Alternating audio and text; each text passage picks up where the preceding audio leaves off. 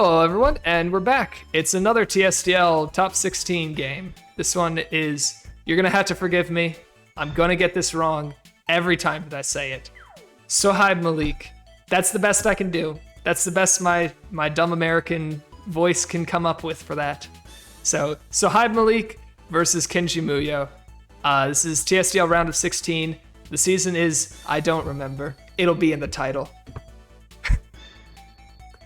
So, we are on Water Map, everyone's favorite. Season 9, in the chat, thank you. We're on Season 9 of TSDL. So everyone's favorite water map. It's actually not a bad map. It's not Sky Map, and it's not Desert Map. So it's got two things going for it at the very least. Let's see. Plenty of aquatic units over here for the water map. Nice RNG. Other than that, though, we have... So it's kind of the standard thing from Sohaib here. One tank plus Sissy is very popular this season. There's lots of good assassins. There's a lot of reason to play Rush. Sissy, if you're going to run a healer, Sissy's a pretty good one to be like your solo healer, or like Rosin plus Sissy, because Sissy is a healer and a tank, and having that extra compression of rolls is very nice for these rush boxes. It means that you just don't have to spend an extra slot on a second tank, you don't have to spend an extra slot on a second healer. She has Actigan, she has mobility boost, it's really everything that you could want. She doesn't do any of it particularly well, but she does so much that it's very worth it. Sissy here. The odd piece is Jugler as opposed to Hilda. Jugler's actually been pretty bad for a while, really. Really struggles against Wedham, can struggle against Elwyn if he doesn't bring the right troops, struggles against Tejas, struggles against Lucretia, right? The dogs had better days. That's a bit of an odd choice. Water map, though, gonna be pretty nice for him. The other thing about Jugler is, like, in a rush box, he is a very aggressive tank, right? The other tanks just kind of sit in the back and do nothing if you're playing aggressive. But Jugler will jump in, right? Jugler jumps in, does a lot of damage, and then, yeah, he's not a great tank, but, like, he did something. So, it still works out. As for the rest of the box, we see very heavy meteor emphasis. The big extras there being like Zerida, Illustrial, very uncommon Illustrial. Not very good on this map. Won the coin flip for the Autocrato Jugler, not so much for Illustrial. So lots of these meteor assassins. Sword Werner is pretty popular as being a much more aggressive form of Werner as opposed to Assassin. Right, you get to run Apex Boots, you get to run Stinger without losing melee damage. So he's definitely a lot more offensive. He's actually much frailer as a result. You don't have last rights, and you're running boots as opposed to something like Overlord Badge, which can give you a little bit of extra bulk. So Sword, oddly, is actually significantly frailer than Assassin Werner, but it's much, much more aggressive. And then just, other assassins, we've seen them plenty of times. Zerida, a bit of an odd choice. Zerida's had a lot of struggles in recent times, right? Lots of units like Wedham, Ironblood, Kyra especially. Kyra just beats Zerida. There's nothing else to it. Kyra just outranges Zerida and kills her. So Zerida's been a pretty unpopular pick for a while because of that. Just kind of your standard assortment of very aggressive pieces. Ironblood to get them all running real quick. On Kenji's side, we have a bit of a slower box. So, Hilda, Christy, Landius. If you're going to run 3 tanks, these are the 3 tanks to run. These are the best tanks, make no mistake. If you're going to play a tank-centric game, these are the tanks to do it with. Cav Lando's a little bit weird, just dies to Elwyn, kind of cringe. But Cav Lando has better matchups against like mages, so it can work out sometimes. Definitely has been less popular than Lancer ever since SPL one came out, though. And again, for good reason. Having your tank just get one shot feels kind of bad. But as long as you ban Elwyn or just kind of careful around how it plays out, you can get away with it. You can get away with it just fine. You can bring Lancer troops as well, and they can help quite a bit. You still have to be careful, right? Too much chip damage, even with Lancer troops, you'll still just instantly die. But again, it's not bad. It's not bad. The extra movement can be very nice as well. As for the rest of the box, we have kind of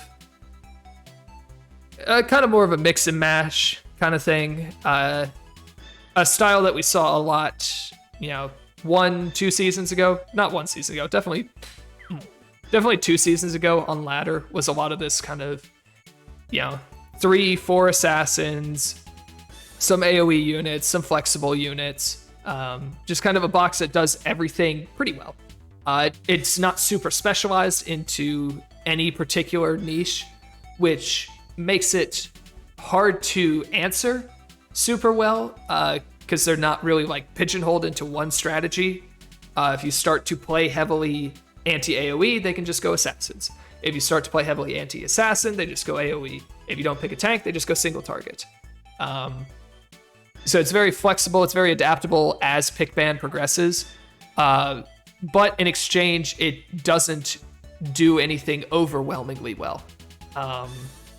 You don't have a lot of AoE units with lots of AoE damage where you can just overwhelm even someone trying to play anti-AoE.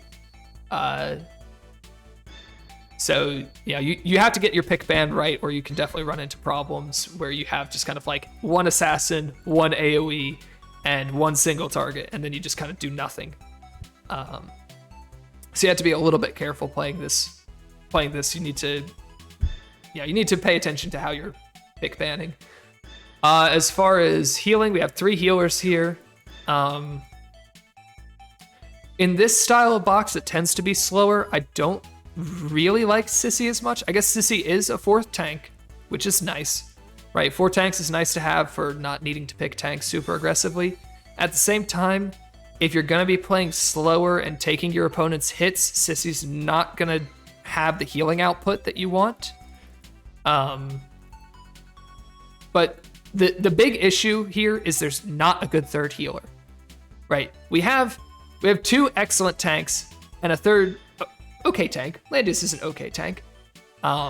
We do not have 3 good healers. We have 2 good healers, and then a very good kind of utility box healer in Sissy.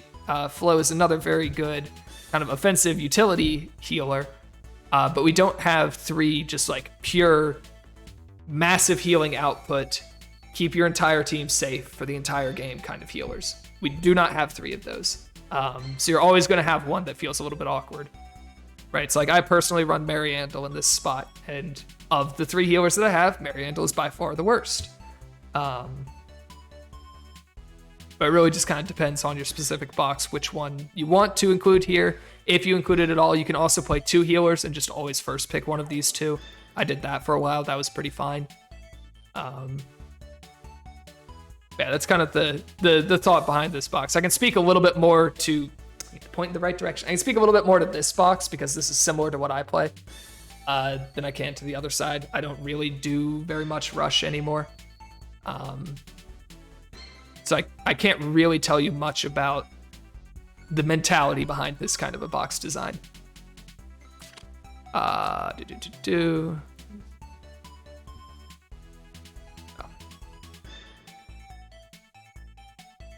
Okay. Ironblood ban makes a lot of sense. If you're here watching the live stream, we just got done with a review of the game between Absol and Maddie. Something that I mentioned there is, both of those players were frequently first banning Wedham because they were both playing aggressive rush boxes. Wedham could be a huge problem for those. For this style of defensive box, though, Ironblood is usually much more of an issue, and the reason for that is kind of Wedham is one problem unit, right? He's one super annoying unit that you had to deal with. Ironblood is really 3 units that become huge problems, right? Because Ironblood is herself as a huge problem. Not as much of a problem as Wedham, but still a huge problem. And then Ironblood boosts to other people to also be huge problems. So 2 of these assassins suddenly become unreasonable to deal with. So this kind of defensive style of box, you'll see frequently banning Iron Blood very early, either first or second, depending on how their opponent is going to play. Meanwhile, Hildebrand over here, you're playing like 8 assassins, so you want to get crits. Archon has to displace people to do anything at all. So yeah, Hildebrand. Duh. Werner first pick. Werner's very good. Means you don't have Epsilon for faction buff, but it doesn't look like Kenji's going to have an issue with giving that to you. Kenji picks up the Landius. If Hilda's gone, Landius is kind of your next best anti-assassin tank. Lando Aura is slightly better than Christie Aura, not a lot better.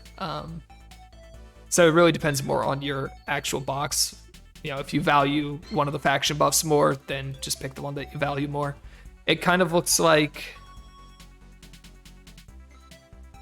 Kenji values this buff a little bit more because it's Epsilon and Iron Blood. These are two very, very strong units. Christie buff is Lucretia, who can buff herself with mass attack. Sherry's pretty nice to buff, but Sherry is kind of she's okay. That being said, Sherry is against tankless, so she really doesn't need a buff here. So these two are fine without buffs this game. These would also get buffed by Christie, and you don't care. Who cares if you buff healers? It's not the most relevant thing. So yeah, I think Lando's probably the pick here. It probably just means that these two get banned immediately as being the recipients of the Lando buff. But like, it's not necessarily, that ban kind of sucks because these are two good units. But at the same time, if you can kind of control the way your opponent pick bans, then you can slip in some units that they normally would never let you have, like a Lucretia versus Assassins is very nice. So I think this still works out pretty well for you. Actually, just bans the Lucretia auto. So now you get something that gets buffed by Landius, right? Epsilon, very nice with an outside faction buff. Iron Blood, obviously just a great unit. We get tanks and healers banned and pick Bernhardt instead. Okay. So it looks like Kenji is starting down the AoE path, right? Had these single target options, decided, there's only one healer, there's only a jugler. If I get rid of those, there's nothing to stop AoE damage. I'm going to go Bernhardt here. I'm going to pick up some AoE now. I'm going to try for like Wedham or Alta Mueller to capitalize on that AoE. Maybe just use Bernhardt as AoE chip to make Sherry get free kills. Something along that line. Bernhardt also pretty nice at just not being killed by assassins. Werner can get it done though. Epsilon's going to struggle. So Epsilon Wedham is the ban. That does open up Alta Mueller. We'll see if it gets picked. Alta Mueller kind of awkward against the Illustrial though. So that's a pretty good pickup by Malik. We get Iron Blood. Iron Blood boost on Bernhardt is nice. Bans out another just obnoxious assassin, T-Jess for teleports. So we don't see any crazy teleport plays like Epsilon hiding and then getting teleported forward and getting a free kill. Iron Blood is nice. Iron Blood range might be a little bit of an issue against this though. We'll see. Loses Raz and Kyra, doesn't really care too badly about that. There's Di Harto. I mean, he'll do things. He's got a faction buff. Like, what more can you ask of the guy? Raz and ban means that healer pick is forced. The only problem with that is that now these two get banned and you get a second healer or a tank, neither of which you want. So now you're kind of in... You're kind of in that awkward scenario that I was describing at the beginning with this flexible box where you have a Bernhardt, who's very nice AoE damage, right? Very good AoE damage. And you have an Iron Blood who can one-shot anything. So Iron Blood doesn't need the AoE damage to pick up the kills that she's looking for. And Bernhardt isn't just solo killing with AoE damage. Now Bernhardt's got pretty good single target after his AoEs, so it's not that bad, but you're kind of... That should kind of show you an issue that can arise with this. I don't think this pick ban was necessarily wrong. I think this is still a fine pick ban from Kenji. But that is a potential issue that he could run into here. Is he has good AoE damage, but not enough to kill anything. and good single target damage, but it doesn't take advantage of his AoE. Whereas someone like a Sherry would actually take advantage of this AoE because it would let her kill everything, where she could like miss Epsilon, and probably not for her, but she could miss Epsilon without that AoE chip. Also, leaving up Lucretia is rough. The other choices were assassins. I feel like you should always leave Sherry up in this scenario, though. Yeah, she has a faction buff, but as far as assassins go, Sherry is not the most threatening. Never gonna kill Bernhardt without multiple hits, right? Without getting hit by another assassin first. Should struggle to kill Ironblood as well. So, I mean, I feel like Sherry should have been left up here, but we'll see if Lucretia or Himiko ends up messing with him. And there we go, forced onto... It's going to be second healer here for double act again. It's not. It's not? Faction buff for Liana? Second tank in case the first one gets stunned or killed? But everyone else is assassins anyways? I don't love this pick. I don't love this pick. We'll see how it works out, but I feel like second act again was pretty nice. All right, equipment check. That's a Twilight Star, and not Ullr's means that it's Stinger, so that could be problematic for units. Epsilon's, Epsilon. Yep, that's that. Star here. Attack buff on Lucretia for herself, so that she has any hope of getting through tanks ever. And then Black Hole. Black Hole not going to be super relevant, but like, what other 2 costs are you bringing, I guess? Werner. Yep, there's the Apex boots that I mentioned before. This is almost certainly Stinger, because that's like the entire reason to run Sword Werner is to have a Stinger. Sneak attack, because there's no terrain to take advantage of. Unicorns on Ironblood means that you're never living Illustrial. You were probably dead anyways, because it's Stinger. But now you're definitely dead. So that's a little awkward. It's also not Full Moon. Means that it's Clock. It's the only other enchant. This is Swordsmith, I would guess. Swordsmiths of the Golden Knights are not the worst unit in the game. That is Overlorded. Right? Should be 590 if it's Swordsmiths. Yeah, that's Overlord.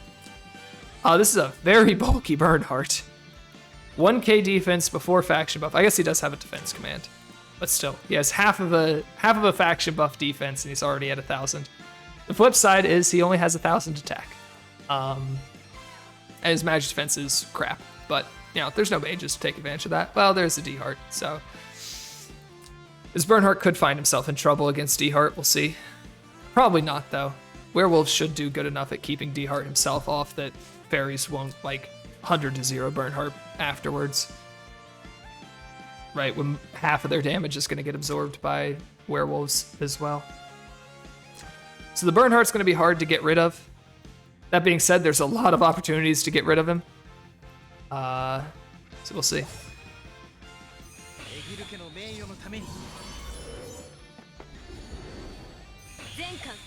Ironblood picks offense here just to have some mobility. I almost wonder... Not Apex boots on the Bernhardt. I think it's Shin Guards then. Be my next guess, because it's not OB either. I almost wonder if Endurance Stance is worth it this game. I guess second stance is almost certainly Endurance Stance at that point. But I wonder if first could have been Endurance as well.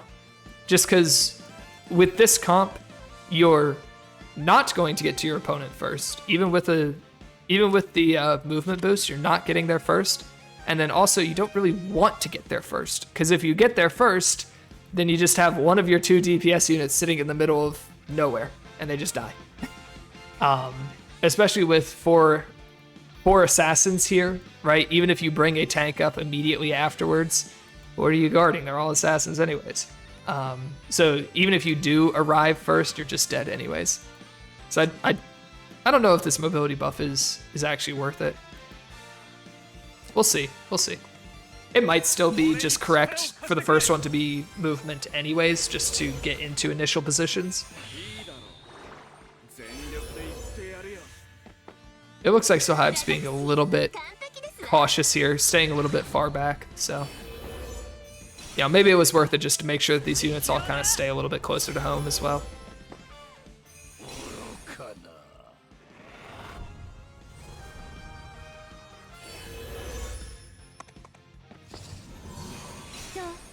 Yep, everyone just setting up.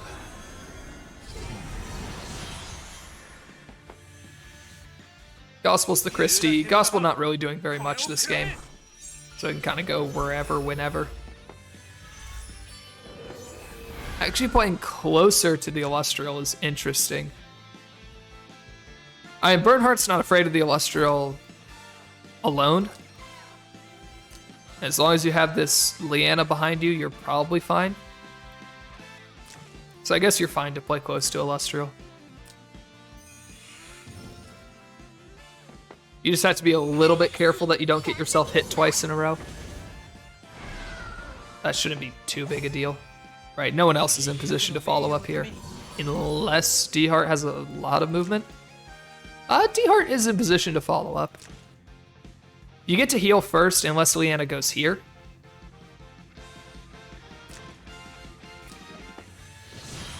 Liana can't heal now. Is Bernhardt in trouble? Let's find out. Who ended turn? You ended turn. Okay. Yeah, so Black Hole's gonna come out. Yeah, Bernhardt's just screwed. Bernhardt is completely dead here. Liana is not in position to heal Bernhardt at all, and Bernhardt is the one that needs healing. Right, I mean, you just lost half your werewolves to Black Hole because of Holy Lucretia. So Liana down here means that this Bernhardt's just gonna die to Illustrial or D-Heart. Right, either one can kill him here. Bernhardt can back off. Can anyone follow up? I guess Bernhardt's also the only one in danger here, so as long as you back Bernhardt off, you're fine.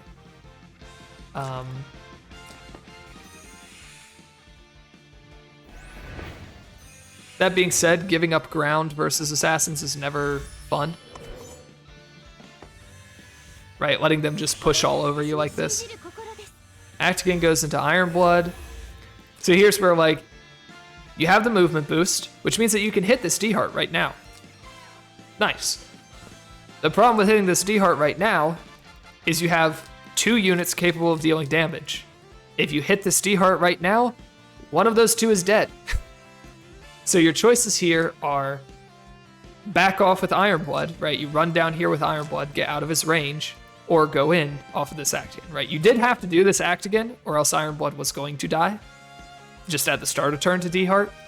But both of your options here are pretty bad, right? Backing off is pretty bad because you just give him more space to play with. But also going in is pretty bad because you lose one of your 2 sources of offense. So Kenji is going to back off. But again, now Ironblood's boost is worn off. Faction buffs are running low. Right, so now Ironblood needs to get another boost set up this turn. So she's not exerting any pressure this turn. Bernhardt's not really pressuring anything this turn either. His boost is already worn off. So these units can just go anywhere on the map they want. Right, this is what makes this style of box difficult to play against. For kind of a slow push setup like Genji has, is Sohaib can go wherever he wants right now. Kenji can't really stop it. The only thing that Kenji can do is hope that when Sohaib goes in, that he fails his kills. Right? That's what you're gambling on when you're playing this style of box. You need to set yourself up so that when these assassins hit you, they need to not be killing. Right? You need to make them waste a whole bunch of time hitting units and not killing to make up for the fact that you can't stop them from hitting you.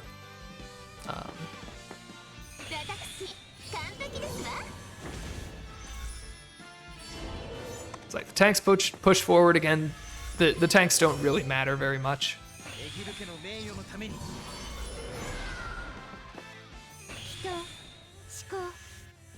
Liana has to heal herself to be to have her shrines ready, even with the Glory of the World. And in goes D-Heart. So D-Heart's going to start... Right, we're going to start out by chipping this burn. This shouldn't kill. Yeah, not even close. It's like, this is a start. This is the start of what Kenji wants. The problem is D-Heart backs off. Ironblood can't follow up, which means there's no healing for this Bernheart before the next turn. But Sohaib gets to hit him first. So this Bernheart does not get any healing before, like, Werner comes in and double strikes him, or Epsilon comes in and 3Cs him. Probably Werner double strike to get this kill. I guess you can defense stance here, though. Defense stance is actually pretty good. Having stance available here, clicking defense stance, getting this back to 94%, that might actually save you. Alright, so there's defense stance. The problem is Ironblood in range of things. Yeah, so Ironblood dies for this. Right, Ironblood is forced to come in to click defense stance here, and it is going to die because of it. Werner needs to not click double strike into her. You do have to click 3C here. Double strike does not. 3C ignores class type. Double strike does not. So because of the unicorns, if you click double strike, you probably fail the kill. 3C should always pick it up though for a sword burner. Still goes after the burn. Is it enough? Oh, it's armor break. Ooh, that's not enough. Close, very close, but not quite enough. He is gonna die if you attack with Ironblood though. So Ironblood kills the burner. But that leaves burn, yeah, that leaves burn at 40%. That should just be a dead burn. His armor's still broken, so he doesn't drop Epsilon stats, and down he goes. I think... How much did you leave him at? Left him at that much, yeah. So if this is a Stinger Werner, the Bernheart dies. Because this isn't a Stinger Werner, though, his armor is broken, which means that Epsilon can actually kill him afterwards, so the Bernheart still ends up dying. But if this was a Stinger Werner, he just dies immediately. No question. With how much damage Hammer did to this Bernheart, he will die immediately to Stinger. Absolutely. Right, because again, he came like 5% away without the 20% defense ignore against a guy with 1200 defense. So yeah, very, very easy kill with Stinger, not quite enough with Hammer. I guess that is the other reason to run Sword Werner, is to run Hammer over Stinger. But like, the point of it is breaking last rites. But the damage output that you lose for doing that just feels so not worth it. You even lose a good bit of crit chance for doing that as well, which means your crits are like 50% or something. Like your crit, especially with double strike, your crit rate actually becomes pretty bad. Because it's 30% here, 20% here. I guess you have 20% here, so that's 70. You can get 80 off of the Arena Stone. Like if your opponent has crit chance reduction, you know, Landia's Aura is already 30%, so now you're down from 70 to 40% crit chance. If they have the anti-crit stone, odds are, you know, you're at like 20% to crit the hero themselves. So that's another problem with Hammer on Werner, is your crits become really, really awkward as opposed to Stinger. I personally like Stinger a lot more. It's like, you know, 99% of the people that you're going to break rights on by using Hammer just die anyways. Right? If you have a Stinger, they just die anyways. It doesn't matter, right? You don't... I'm not sure what kills you actually gain by being Hammer here. I feel like the Hammer thing is more of a novelty tech than an actual improvement. I feel like it's more like, oh, Hammer is new, Hammer is nice, let's put Hammer on Werner, he can wear it. As opposed to being like, ah yes, because I wear Hammer, I get X kills that I couldn't get before. I feel like it's just not worth it. I guess if it is Stinger, you do have to deal with Burn Aura, because like, you know, by being Hammer here, you aren't in Burn Aura when you go in. So that's 15% extra attack. Hammer is 10% extra attack as opposed to 0 attack from Stinger. Actually, it might be a pretty big difference to be Hammer here.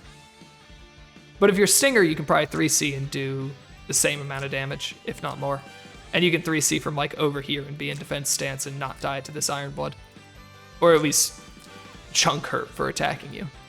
No, she has first strike, you just die. Never mind. Yeah, I don't know. Maybe Stinger doesn't kill this burn either. This is also a very chunky burn. Right, way chunkier than most will ever dream of being. So maybe it did have to be Hammer to get this kill. Right, to be able to break the armor and get the follow-up kill here. Regardless, burn is dead. There's now one offensive unit left for Sohaib. Landius just straight up kills D-Heart. That's pretty cool. But now Illustrial just straight up kills your only offensive unit left. Or not. That was not a lot of damage. Buffless Illustrial, huh? Did she miss crit? I think she missed crit. Which is not high odds with just Christy Aura.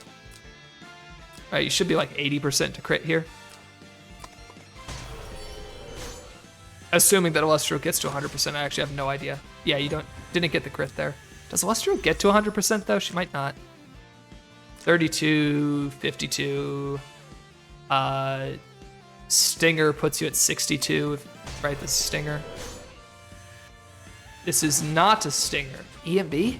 What are you? Why would you be EMB? No. No idea what equipment's on the Illustrial. Yeah, so actually missing crit, not that unexpected there, as it turns out. Has to be EMB. I don't know what else it would be, but EMB's like kind of bad.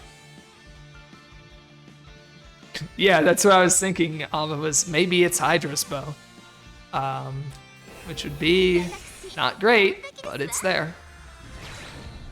So let's see. There's an Illustrial who's about to click another skill into Iron Blood, but you get full HP before that happens. This does a whole bunch of damage to Landius, but who really cares? It's not a bad spot for Kenji. It's a question of can you kill this, can you actually get rid of this Epsilon though? Doesn't click another skill there because it doesn't do anything. Yeah, it wasn't even gonna come close to killing. Resetting the Epsilon. So Epsilon will kill this Iron Blood. I'm fairly confident of that.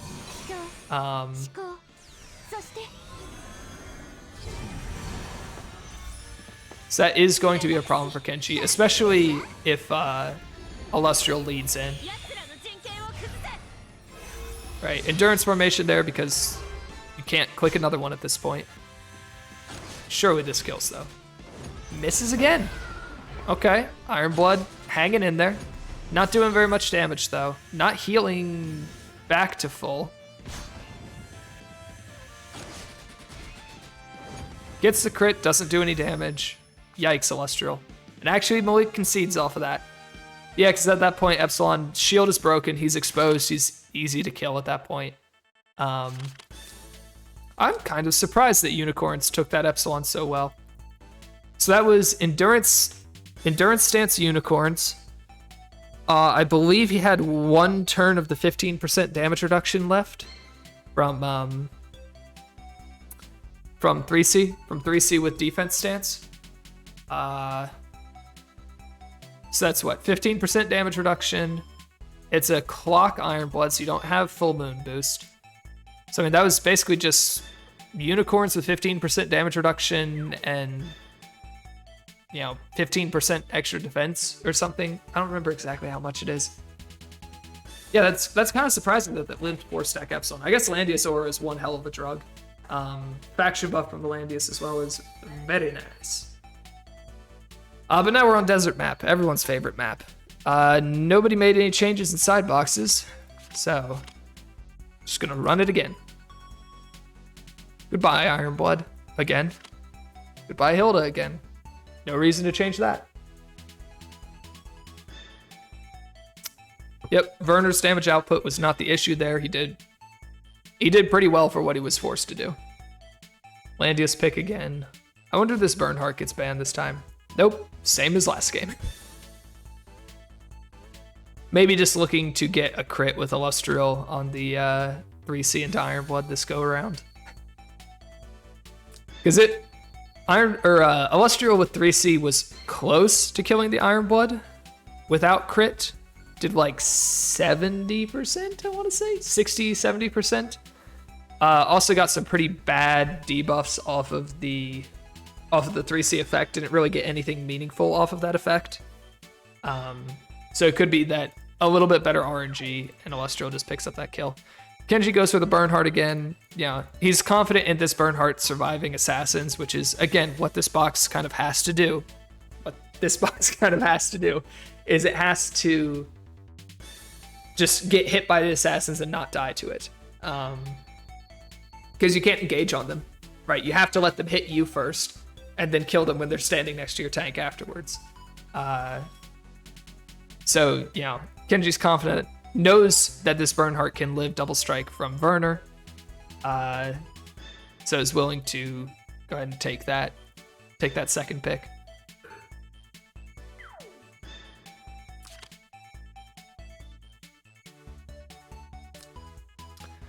Rasenban again is fine, right? Rasen buff is one of the most annoying things in the game, especially for units that rely on attack buffs. Epsilon relies on a faction buff, right? Just having that randomly get dispelled out from under you feels so bad. We get a Zerida pick, so that's going to be a lot harder to tank. This Bernhardt might be able to do it though. He's a chunky boy. But no one else will tank the Zerida. That's for certain. Leanna comes in. That's fine. Sohaib knows from the last game that this Leanna is not fixed immune. This is a... well, actually, I guess we don't know that it's not fixed immune. We just are very... We just have a good reason to believe it's not fixed immune because we saw Glory of the World. So that's kind of like... The two ways of preserving your maidens are being fixed immune, and usually holy plus fixed immune, or having a Glory of the World and being able to just out heal any fixed damage that hits you. And so seeing this as Glory of the World means it's probably not fixed immune. It could still be, but it's probably not fixed immune. So Zerida can definitely pick that off with, you know, Backstab plus Twilight Star is enough damage that Glory is not healing you back to full. Himiko, just a very obnoxious unit. Even versus a healer as good as Leanna, Himiko just still is irritating. Just irritating. And then D-Heart comes in, Illustrial once again on a bad map, just not interested in coming out. And because of the early Leanna pick, since the Razum was banned, you know, there's now one extra tank because Landius was picked immediately. So there's one extra tank, one extra healer at the end. We just end up picking the extra tank. So this time it's Alta Mueller instead of Ironblood, who should be bulkier than Ironblood. That being said, is he dead to Zerida? I don't know. Depends on the ulti, I guess.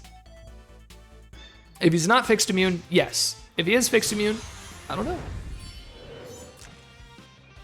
So there's Zerida, 3C Killing Blow boost. Interestingly, does not bring Backstab.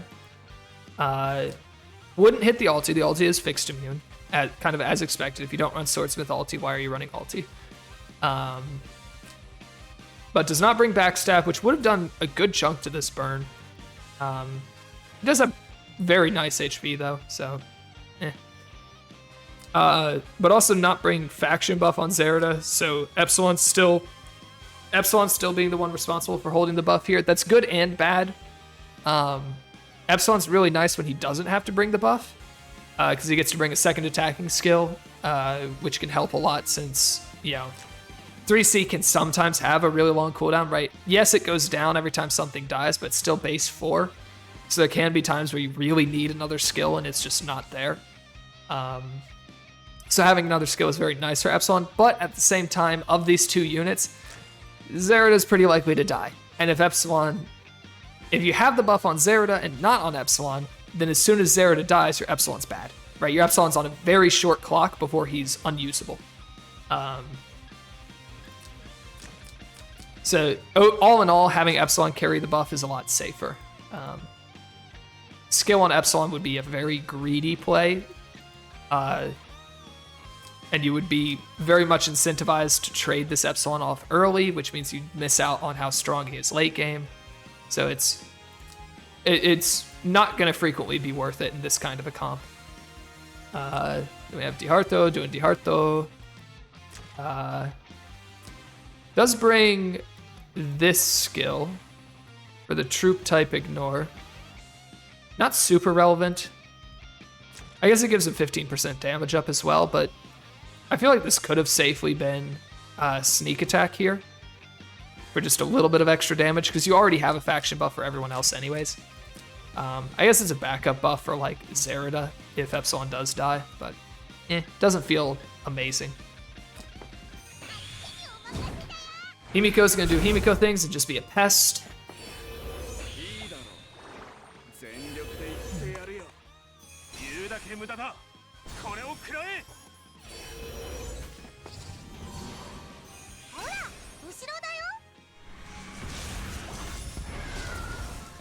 Okay, Breeze Zerida here.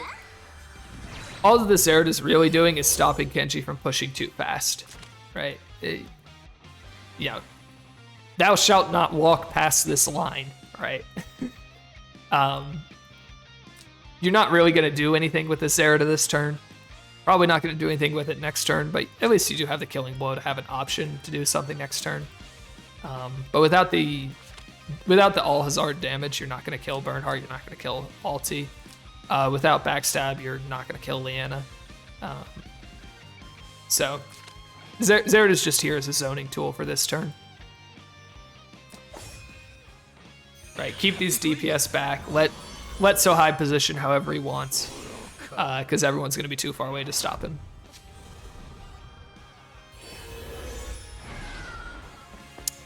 That's a Breeze Bernhardt. Breeze feels like such an odd choice with 1,000 defense. Right, because like Full Moon is another... Full Moon would be another like 800 or 80 or something, right? Another like 80 defense on this guy. I guess you really need Breeze if you're not going to go Apex Boots though, or else your movement is just so bad. So maybe it makes more sense than I'm giving it credit for. And then Altamuller is just here to do Altamuller things. Did he bring... Okay, so no AoEs on Alti, which is fine. Alti's going to look to essentially get like 3 assassins for the price of 1 at some point if he can.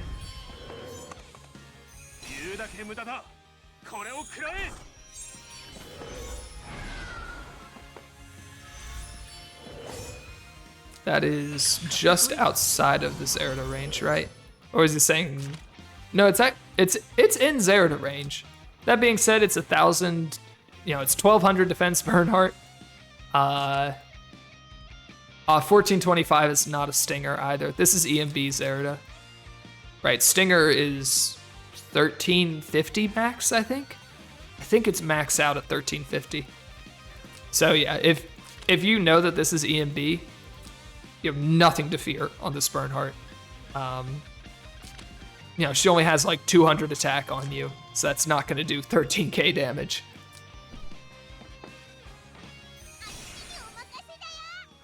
Now, could it do 8,000? Maybe. Oh, you're still at 11,000. Yeah, you're not dead here. No way. Get healed as well. Yeah. Burn is A-okay. It is Stinger. I guess I don't know my numbers anymore. Thanks, Thor. And it was enough. Yeah, I guess it was 1350 pre-Thor, wasn't it? Because that's the last time that I played against a Zerida. Okay. I wonder if Kenji made the exact same wrong call that I just did. It would make sense. That's awkward. Yeah, did not expect that to be Stinger. Got a King's Crown proc from, I believe, a Tenyos here. Yeah. Definitely wouldn't have killed without that King's Crown proc. I mean, it didn't actually kill, right? It failed the kill and then killed with Hellfires afterwards. Right, brought him to 15%. Even with the Stinger. Yeah, this burn is thick. Just not quite thick enough. I don't know how much thicker you can get, though, than that. She is dead. Right, and like this is the reason why the faction buff is on Epsilon, not on Zerida, because, you know, Zerida just died. That being said, Altamuller with broken rights, kind of awkward, especially when there's a burner looking at you. Goodbye, Altamuller. That will be the end of this game. Yep. There we go. There's no damage left over here anymore. I guess Landius does good damage. But there's not going to be enough to beat this Epsilon. Leanna lives this. Leanna does not live that. Huh. Well, now it's over. Now there's no damage and no healing. Sure, your tanks are tanky, but they're not beating Epsilon at any point. Right, Landius is dead to the next attack. And stunned while it happens. This just isn't doing any offensive damage whatsoever.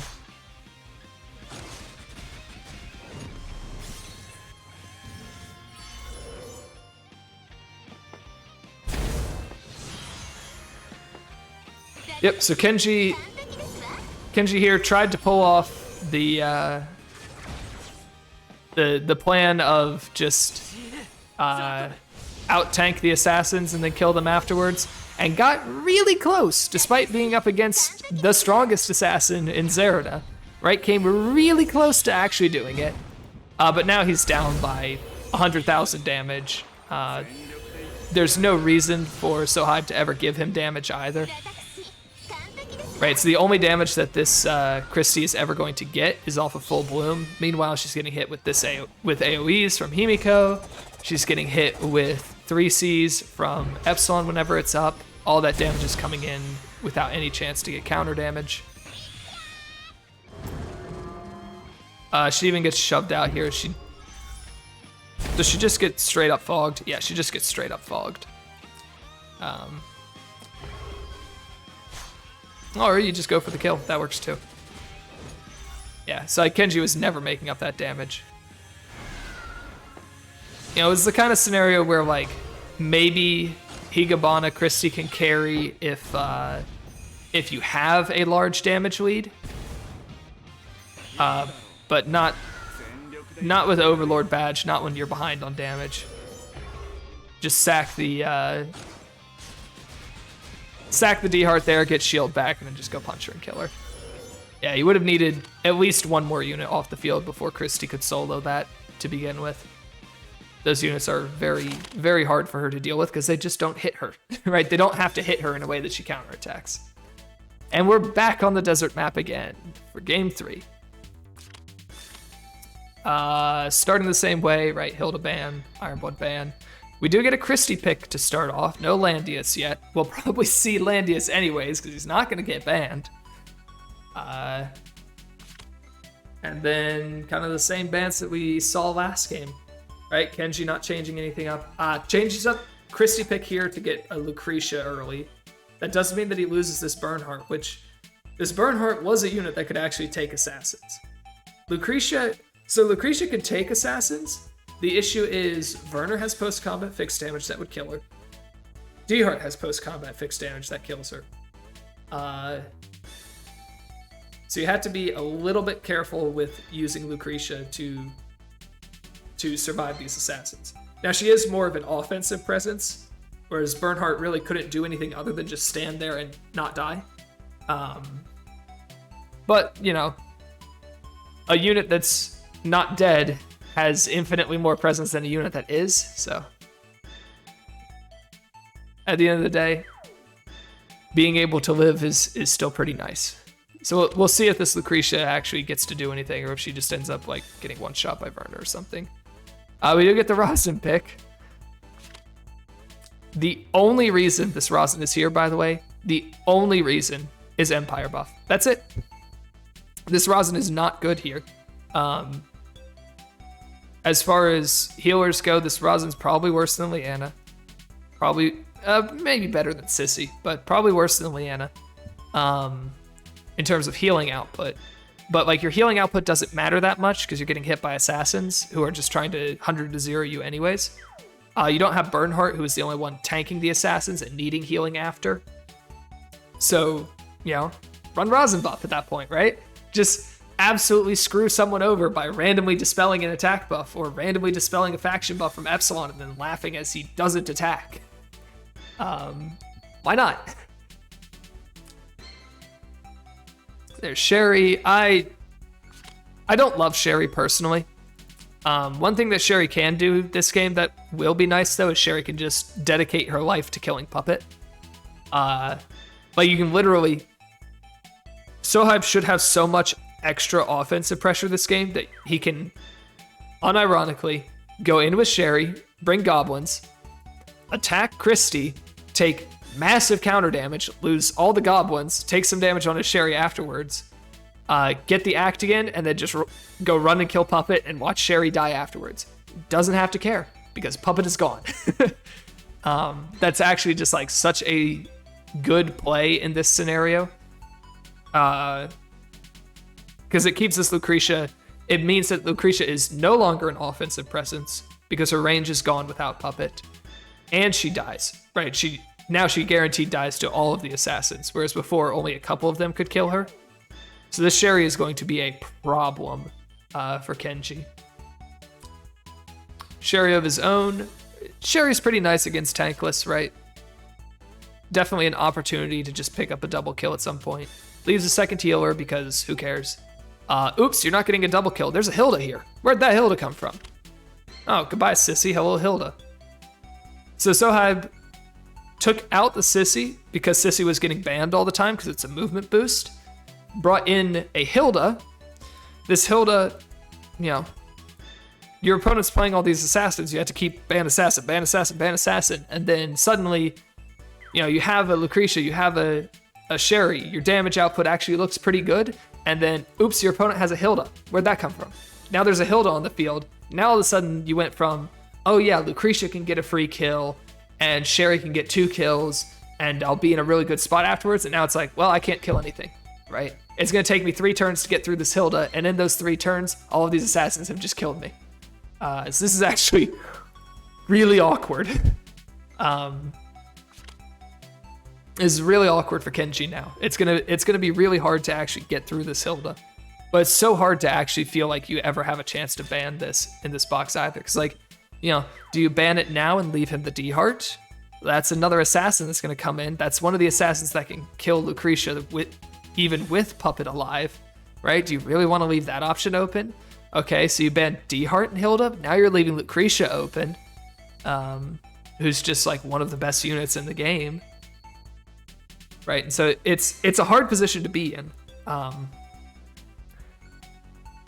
there's also kind of the mentality of like, you know, when you're in this scenario, it's easy for us to sit here and go, oh yeah, the correct ban here is D-Heart Hilda, because Lucretia will struggle to get through your Christie anyways, and you have 2 healers at this point. So like AoE from Lucretia's not going to do too much. She's going to struggle to get through your Sissy or your Christie. Of these units, yeah, Lucretia's probably the least threatening. Because if Hilda shows up, you suddenly don't have any offensive presence at all, ever. But at the same time, when you're sitting in this scenario, it's very easy to look at this and be like, my opponent's playing Rush. They're picking a bunch of assassins. What are they going to pick next? Another assassin, another Rush unit, right? I'm gonna ban the assassin that I'm most afraid of. I'm gonna ban this other strong Rush unit, and he'll probably just pick Himiko again. Right, because he's playing Rush. He's going to pick Himiko because it's the Rush unit. And then this pick can suddenly be a surprise that you just realize you see the pick happen and realize that, oh, I don't have a way to deal with this. This does just solo my team, essentially. So I've definitely, I've fallen into this trap myself before. It's very easy to let something like this happen. And then all of a sudden this game goes from looking pretty reasonable for Kenji to absolutely horrible. And so, I mean, at this point, it looks just unwinnable. It looks like it's basically on Sohaib to throw the game and give it to Kenji. Other directions. It's on Sohaib to throw the game and give it to Kenji, because it feels like there's never going to be a way to beat Hilda. Or rather, the way to beat Hilda is to take, 3-4 turns beating Hilda, and you do not have that time. So let us see how it plays out. Yeah, we do have, by the way, so we do have sneak attack on Werner, which if you double his attack stat and multiply by 5, so double his attack stat, multiply by 5, that's how much HP you need to have as a Lucretia to live his revive. Spoiler alert, you won't. It's usually never even worth trying to calculate, because like for this Werner, you would need, what is that, like 16,000 HP Lucretia? This Lucretia already has an absurd amount of health with 13k. Doesn't matter, she's still dead to sneak attack afterwards. I guess I double multiply by 5, that's stupid. Why not just multiply by 10? Duh. Yeah, multiply by 10, so 13,390. So actually she is close, but she's still, from a buffless Werner, she's still 300 HP shy of living the sneak attack after. From a buffed Werner, she's gonna be, 2,000 shy. And you're never gonna get that 2,000 HP. So this is one of the units, Lucretia typically good against assassins, but Werner is one of the assassins you will have to watch out for. If you're Glory of the World Lucretia, though, you can live by doing that. You can live the sneak attack on 1 HP afterwards. Werner can bring Firebrands to try and beat you out anyways. The only issue with Firebrands is that sometimes Werner just dies for attacking you. So you frequently won't see him do that.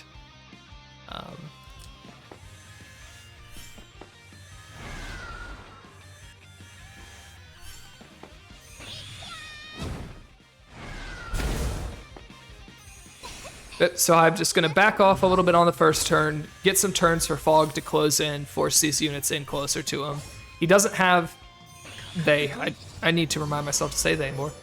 They don't have as much of a mobility advantage this game as they had in the past. Right? Lucretia here is, basically the entire map worth of mobility, or of range, rather. Sherry also very nice range. So there's not as overwhelming of a mobility advantage on this side anymore. So instead, what they're going to do is just back off a little bit, right? Force these units to get a little bit closer to the center, where mobility doesn't matter as much because everyone's in range anyways. Also backing off because Lucretia breezed on the first turn and does have AoEs available. So you don't want to just get hit by AoEs for free. Thank you, Windows. Very cool. Hilda doesn't care so much if she gets solo targeted here. Although if you start just dropping lives on your Hilda, that'll rack up pretty quick. So you can't afford to be too greedy with that. Because, again, part of the reason why this game looks so bad for Kenji is this Hilda existing. But Kenji doesn't want to preemptively attack the Hilda. Doing so would just open him up to getting hit by all of these assassins. Wants to wait for at least some other unit to get this black hole on. But unfortunately, that other unit is a defense stance Werner. So that does check and guarantee that the Werner is in defense stance. The problem is you just, you solo black hole to Hilda. Hooray. Not the most relevant black hole.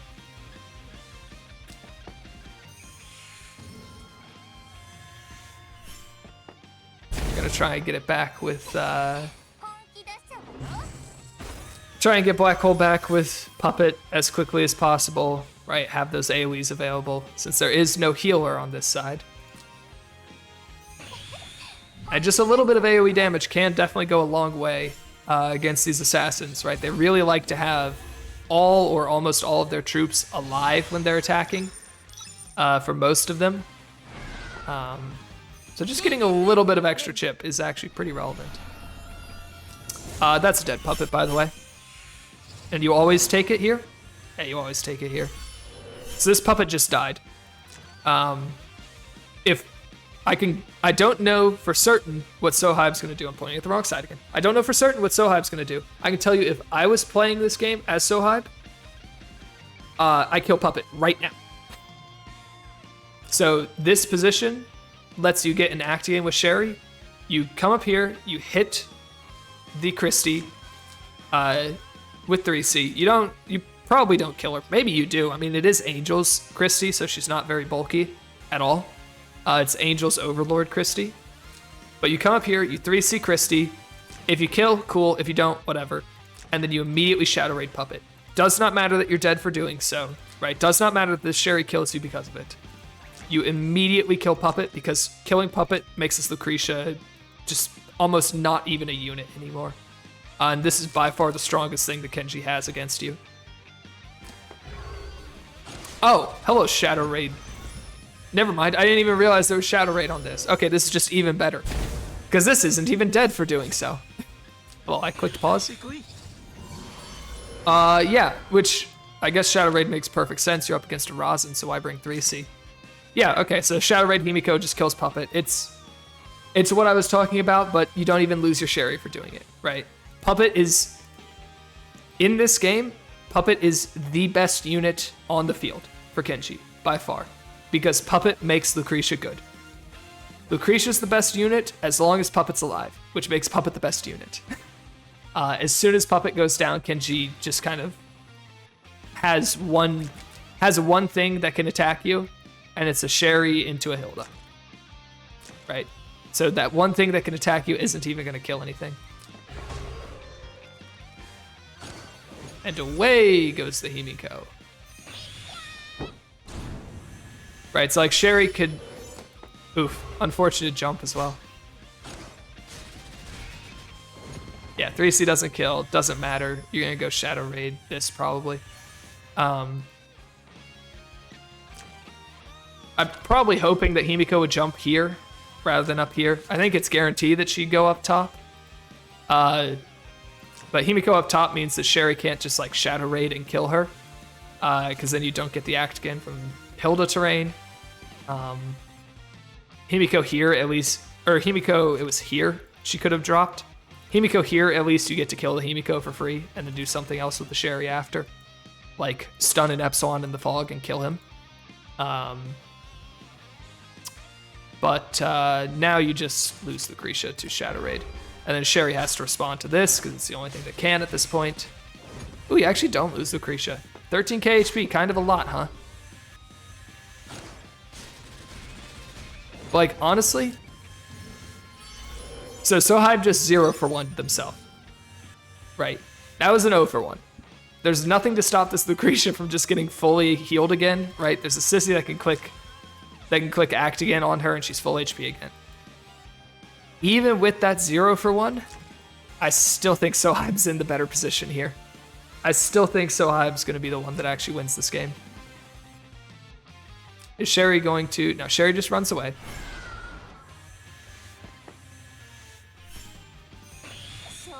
Inspire doesn't fully heal the Lucretia. So she's dead if another assassin hits her. Epsilon moves up to threaten it. Right, you can spot the Epsilon with Sanction. Break his shield. Now Epsilon could trade if he wants to, doesn't want to.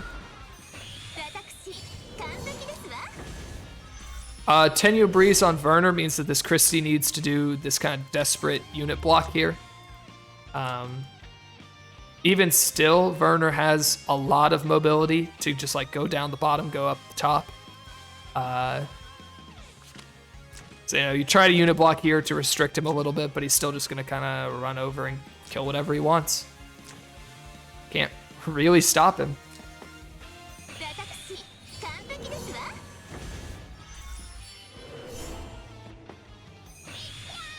That was a misclick. Definitely intended to push her down and just kind of went the wrong way. Tenyos takes attack buff, gives attack debuff, doesn't matter. Still dead. Damage dealt down, not attack debuff. Again, doesn't matter, still dead. And with this Sherry move, Kenji denied himself any ability to kill Werner for this. Right, so you can act against Sherry here, but Sherry doesn't actually reach.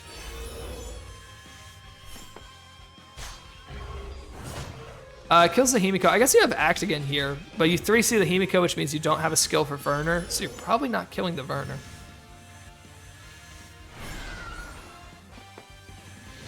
And yeah, not a believer, so just runs away. Werner double strikes you though, and you die. Damage down. You have a hammer to break the right. That being said, damage down kind of blows. You still kill? Oh, I guess you have the fixed damage.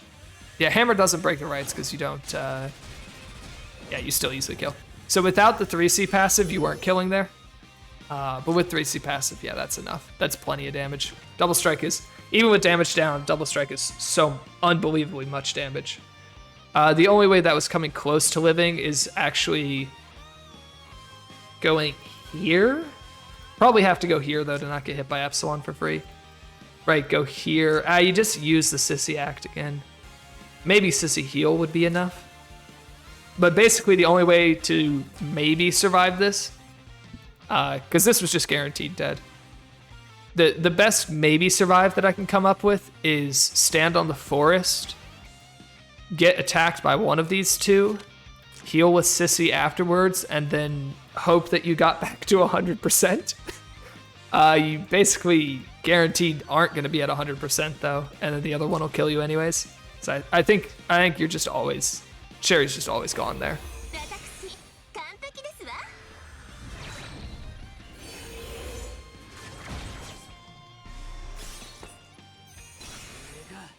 Yeah. Kenji trying to unit block here because there's nothing else to play for. That's a lot of damage. Goddamn, monks are good.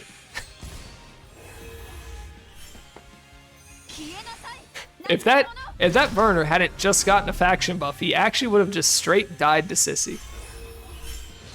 Always surprises me how strong those things are.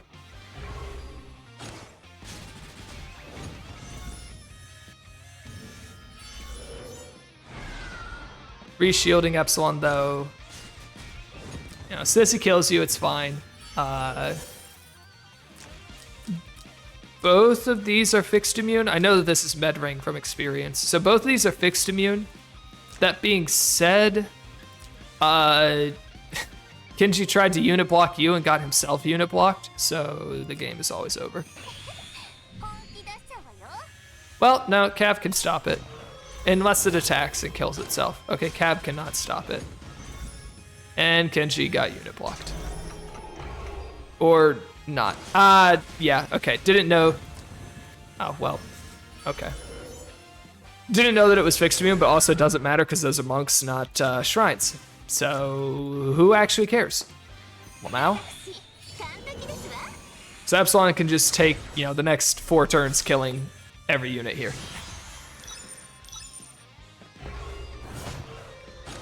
What the? Not guarding. Oh, right, guard was disabled. Still not nearly enough damage to kill an Epsilon. Hilda's trapped in the fog, that's fine.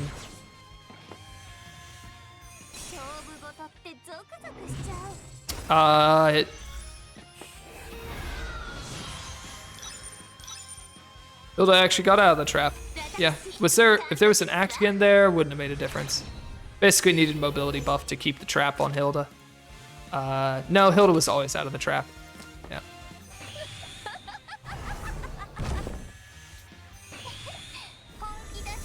So really all Kenji can do here is just keep healing himself. This should still get in, right? Why do you keep attacking these mercenaries into Hilda? That one didn't die. Yeah, but I mean, this can always get in, right? 5 movement. You just stand next to the Christie because Christie doesn't do any damage to you. Right, Christie cannot just punch you to death, even if your guard is gone. Yeah, stand here so that Sissy can't hit you either. And then, you know, up by 30k damage, can't be attacked. Because this happens. He just heals it back. You die for that, right? Yeah, you die for that, but you get 20k damage. And now, how many turns are left? 3 turns left. Injured Sissy, Sword Mercenary, Christiane needs to do 50k to Hilda through counterattacks. All Hilda has to do is pivot Cav, and that shouldn't happen. Yep. That should be game. Kenji just doesn't have the damage here. Yep, Thorns.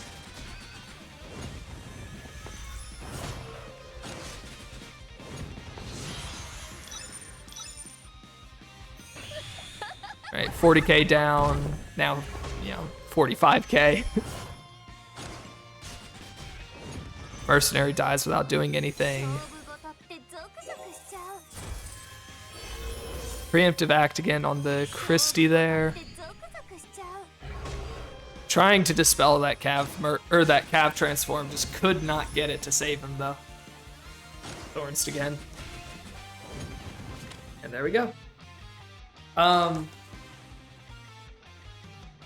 Yeah, rough. Kenji came pretty close there. There was that Tenuous Breeze on Werner, and that probably is what actually did him in. Because he was actually pretty close to making it there. There were quite a few points where Sohaib just came in and whiffed on something. Like, you know, Sherry 0 for 1ing herself. Right, clicking 3C into Christie, doing 50%, and then Shadow Raiding Lucretia, not killing. So there were moments like that where Sohaib, you know, put himself at a pretty big disadvantage, where he needed that Tenuous Breeze to really make it back at that point. But I feel like even with that said, that just on a comp basis, the comp that Sohaib brought would almost always win that game anyways, if both players are kind of, you know, if we don't have units accidentally trading 0 for 1 kind of thing. If we don't have Himiko throwing a skill in the wrong direction. I feel like, you know, Sohaib wins that like 99% of the time. Just because there's so little damage output on Kenji's side. It's so easy for Sohaib to take trades that look mediocre to bad and still be fine, just because he's the one with the damage at the end of the day. They're the one with the damage at the end of the day.